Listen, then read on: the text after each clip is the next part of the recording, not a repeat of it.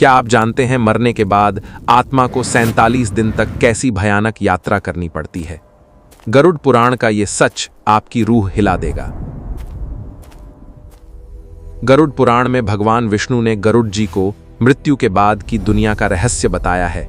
एक बार एक धनी व्यापारी था जिसका नाम था धर्मपाल।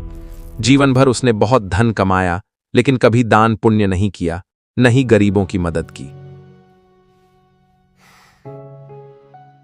समय आया और एक दिन उसकी मृत्यु हो गई।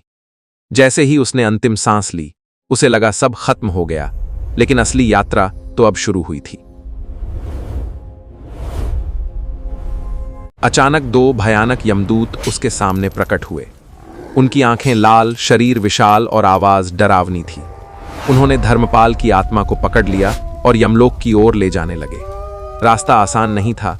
गरुड़ पुराण के अनुसार आत्मा को 47 दिनों तक एक कठिन मार्ग से गुजरना पड़ता है।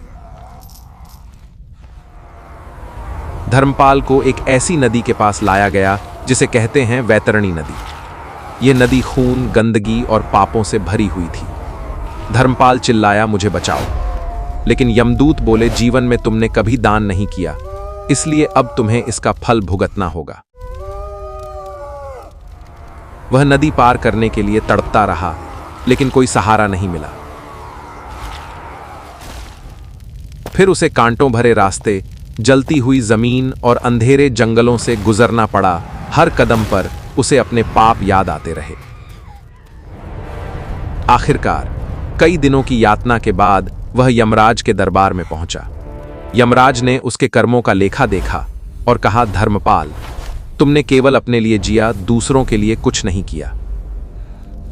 फिर उसे उसके कर्मों के अनुसार सजा दी गई। गरुड़ पुराण हमें सिखाता है कि जीवन केवल धन कमाने के लिए नहीं है, बल्कि अच्छे कर्म, दान और दूसरों की मदद करना ही असली धर्म है। क्योंकि मृत्यु के बाद केवल हमारे कर्म ही हमारे साथ जाते हैं।